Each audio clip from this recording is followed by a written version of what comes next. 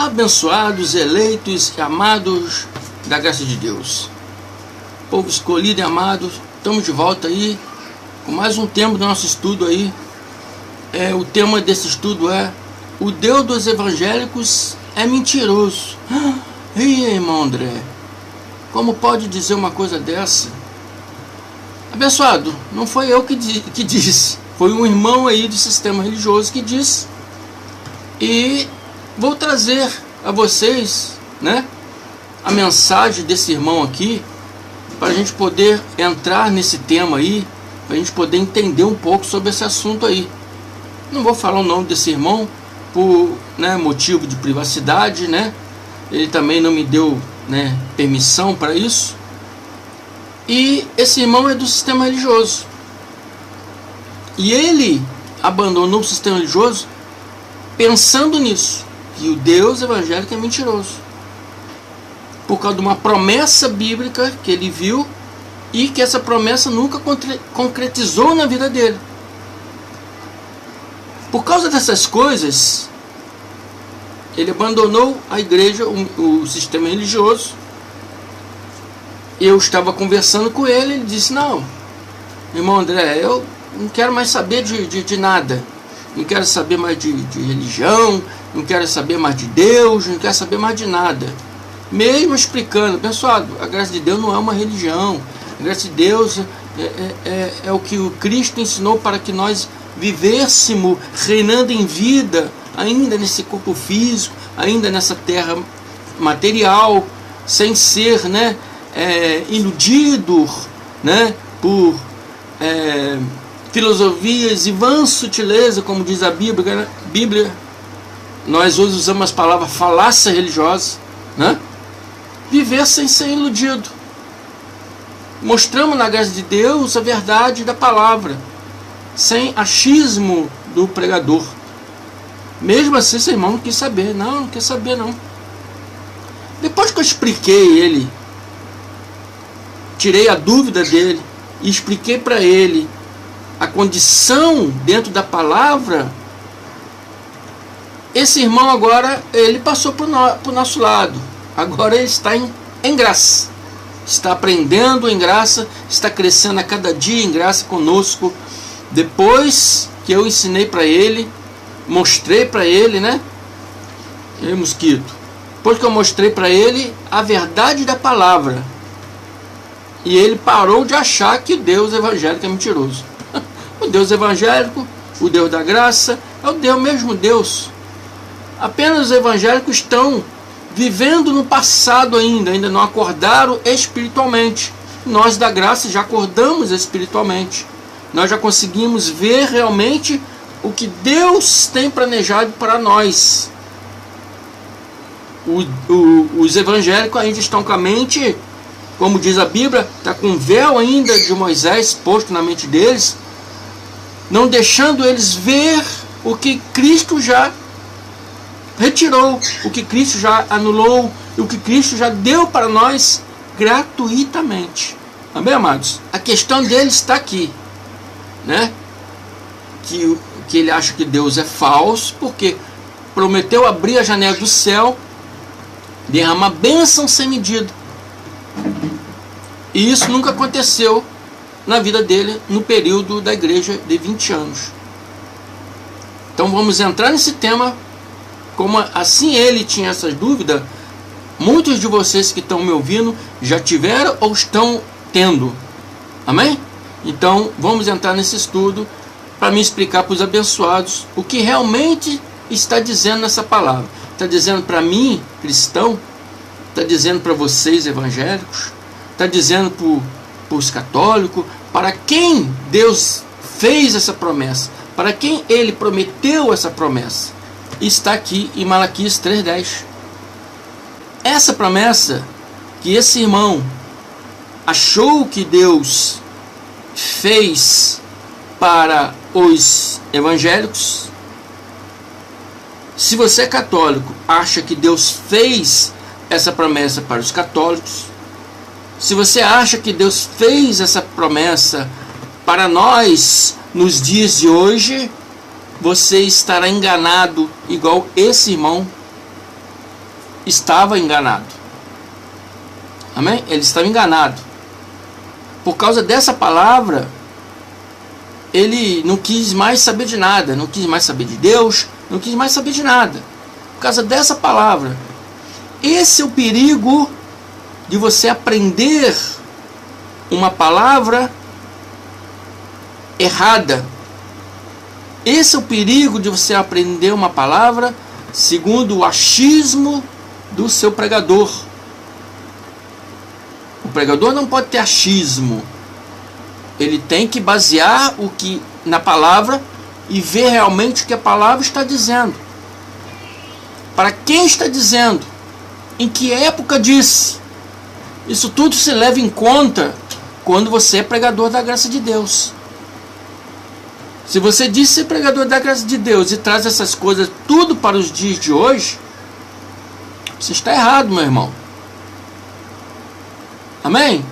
Por isso que a gente sempre diz, preste atenção no texto, não entendeu, procure lá no contexto, para você poder entender para quem está sendo dito aquilo, em que época estava sendo dito, para que povo que está sendo dito. Isso tudo tem que levar em conta na graça de Deus.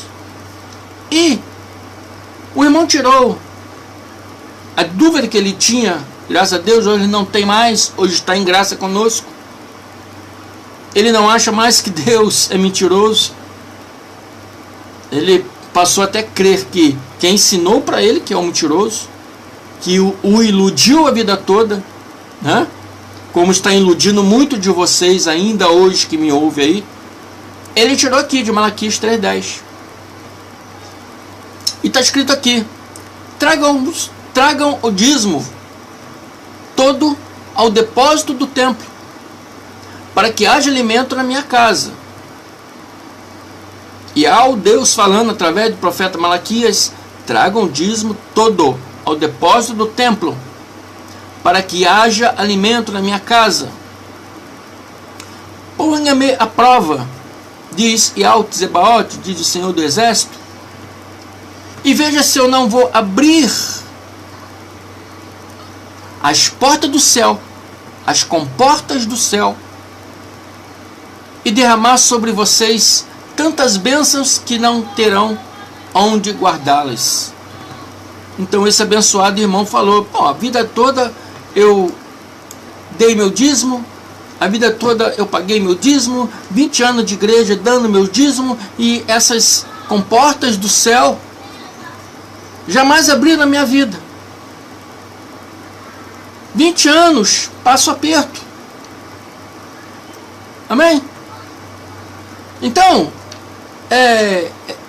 os abençoados que acreditam nessa passagem, com uma perspectiva evangélica, que costuma trazer todas essas coisas para os dias atuais, realmente acreditarão que esse irmão está com razão. Mas eu disse a ele, expliquei a ele sobre a verdade dessa palavra. Expliquei para ele que essa palavra não está dizendo aqui para evangélicos, não está dizendo aqui para católicos, mas essa palavra está se referindo, foi referida, né? Essa promessa foi prometida para o povo de Israel, principalmente para o sumo sacerdote e os sacerdotes. Tragam o dízimo todo ao depósito do templo, para que haja alimento na minha casa. Que casa é essa? Que depósito é esse? Será a igreja tal? A casa de Deus? Será o templo tal? Que é a casa de Deus?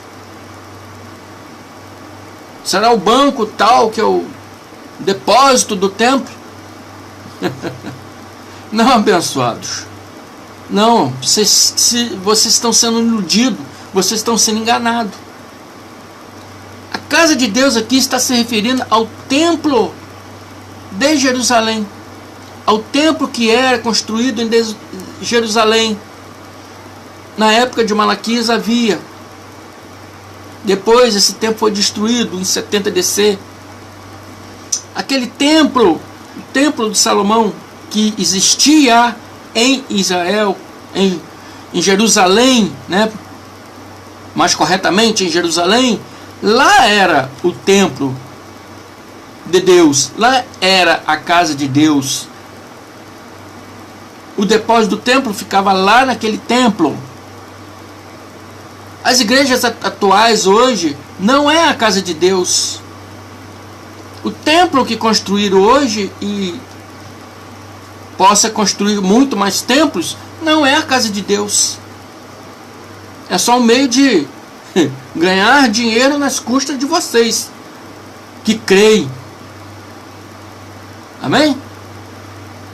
Então, vocês que são crentes, têm que abrir os olhos de vocês. A casa de Deus era lá naquele templo em Jerusalém. Onde Deus habita hoje, irmão André? Hoje Deus habita dentro de cada um de nós. E Paulo já disse: acaso não sabeis que vós sois a morada do Espírito Santo, que habita em vós? Hoje ele não habita mais em paredes de concreto. Hoje não habita na igreja, não habita em templos. Pode construir vários templos, várias igrejas. Deus não habita lá. Hoje ele habita dentro de cada um de nós. Amém? Malaquias está falando sobre o templo que existia em Jerusalém. Na época de Malaquias, 430 anos antes do Cristo. Amém? Essa promessa está sendo para aquele povo que viveu naquela época. Amém? Ponha-me à prova. Porque aquele povo estava em transgressão com Deus.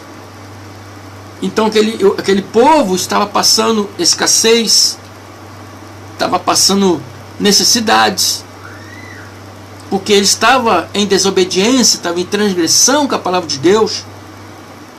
Deus enviou para eles pragas e gafanhotos para comer as lavouras deles, porque esse dízimo aqui não é dinheiro. Era lavoura, alimentos da lavoura, do gado. E Deus soltou uma praga, enviou para eles uma praga de gafanhoto, para comer as lavouras deles, para destruir a semente que estava armazenada lá no depósito do templo. E Deus falou: põe-me à prova, quer dizer, obedeça, faça direito, e vejam se eu não abrir as comportas do céu e derramar sobre vocês tantas bênçãos que não terão onde guardar. Deus estava falando, através de Malaquias, para aquele povo daquela época, principalmente para os sumos sacerdotes, para os sacerdotes e para o povo em geral de Israel. Porque o sumo sacerdote estava roubando os dízimos. Eles não estavam pagando os trabalhadores do templo, que eram os levitas. Eles não estavam repassando aqueles dízimos para viúvas, para os órfãos, para os estrangeiros que moravam no meio deles, que se convertiam, né? A crença deles, mas não poderia ter terras, né? Em Israel. Então o sumo sacerdote tinha o dever, pela palavra de Deus, para repassar do dízimo da dízima, né? Ele recebia o dízimo, daquele dízimo, tirava 10% daquele dízimo, tinha que repassar para os viúvos, para os órfãos, para os trabalhadores, para os estrangeiros, e eles não estavam fazendo isso. Então Deus deu essa praga de gafanhotos para devorar tudo, para que eles passassem necessidade por causa da transgressão, da desobediência deles. Então ele está falando: põe-me à prova, faça direito, e veja se eu não abrir as comportas do céu e derramar bênção sobre vós, que não terão onde guardar. Guardar o quê? As sementes, guardar as hortaliças lá das hortas deles, das plantações deles. Amém? Malaquias 3:4. Então as ofertas dos evangélicos e dos católicos serão agradáveis aí ao Deus. É isso que está escrito na Bíblia de vocês? Lê aí. Vê se está escrito isso. Vê se está escrito que as ofertas dos evangélicos e dos católicos serão agradáveis a Deus. Está escrito isso na Bíblia de vocês? Não estão, pessoal. Está escrito aí. Então as ofertas de Judá e Jerusalém serão agradáveis aí ao Deus, como nos dias passados, como nos tempos antigos. Essa promessa está clara, que se refere ao povo de Israel, principalmente para o sumo sacerdote, para os sacerdotes que estavam roubando o povo. Não está se referindo a evangélico, não está se referindo a católicos, porque católicos também pagam os seus dízimos, né?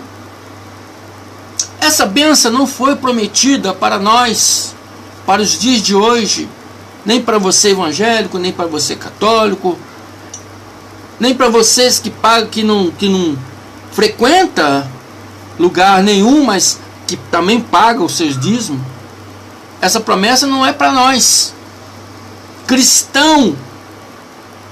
Essa promessa não é para cristão. Cristão, não existe nenhuma lei de Deus obrigando a cristão dar seu dízimo. Não existe. Isso é invenção dos seus pregadores, é invenção dos seus pastores. Amém? Esse povo de Israel, esses israelitas, a promessa foi feita para eles, para o povo que viveu naquela época, 430 anos antes do Cristo. Amém? Então, aquele povo que estava em transgressão, então a promessa foi dada para eles: pare com as suas transgressões e vão me pôr à prova, e vai ver se eu não abrir as comportas do céu e derramar sobre vós bênçãos sem medidas, que não terão onde guardá-las. Eu, no 11, impedirei que as pragas, por isso que eu estou falando, gafanhotos. Deus jogou uma praga de gafanhotos para devorar as lavouras deles. E ele disse: ponham-me à prova, façam direito, e vocês verão se eu não impedir as pragas que devoram as suas colheitas e as videiras dos campos. Amém? Não perderão o seu fruto, diz Senhor do Exército, Yahweh Zebaote. Então, meu irmão evangélico, meu irmão católico, essa promessa não foi feita para você. Essa promessa foi feita para aquele povo que viveu naquela época, 430 anos antes de Cristo, para que eles andassem corretamente, segundo, a vontade de Deus, segundo a lei de Deus, segundo a lei que Deus deu para eles viverem. Mas eles não estavam vivendo. Houve um momento que eles caíram em transgressão e em desobediência. Então veio essas pragas. Então, abençoado irmão, 20 anos dando meus dízimos, vivendo do meu salário mínimo e passando aperto na vida. Então ele chegou à conclusão de que o Deus evangélico, porque ele era evangélico na época, era mentiroso. Porque essas comportas do céu nunca foram abertas para a vida dele. Amém? Porque essa promessa não foi para ele. Essas promessas não são para evangélicos, essas promessas não são para católicos. Amém? Nós hoje não temos obrigação nenhuma de lei para pagar dízimo. Amém? Você quer ajudar a sua igreja, o seu ministério? Pode ajudar. O dinheiro é seu, você faz o que você quiser. Você pode ajudar. mas não com obrigação de é o dízimo que tem que ser dado para Deus. Porque essa obrigação não é para você, foi para os judeus. Para os israelitas, depois para os judeus. Essa obrigação foi para eles. Você não pode dar o seu dízimo com obrigação. Se eu não der, as comportas do céu não vai ser aberta para mim. Se eu não der, estou roubando a Deus. Se eu não der, o diabo, o devorador, não existe, é falácia religiosa. O devorador aqui é gafanhoto. Eu vou fazer um estudo mostrando para vocês sobre isso. Fique comigo aí, que vocês vão aprender muitas coisas aí. Amém? Então, abençoados, se você pensa ou pensava igual esse irmão, eu vou te falar que essa promessa não foi feita para você. Amém? Então, abençoados, continue conosco. Se não é inscrito, se inscrevam. Se estão me vendo a primeira vez e gostaram, se inscrevam, compartilhe, indique mais pessoas para se inscrever, ajude aí o nosso canal. Amém? Muito obrigado, até a próxima. Graça e paz. Prepare o seu coração. Prepare a sua alma.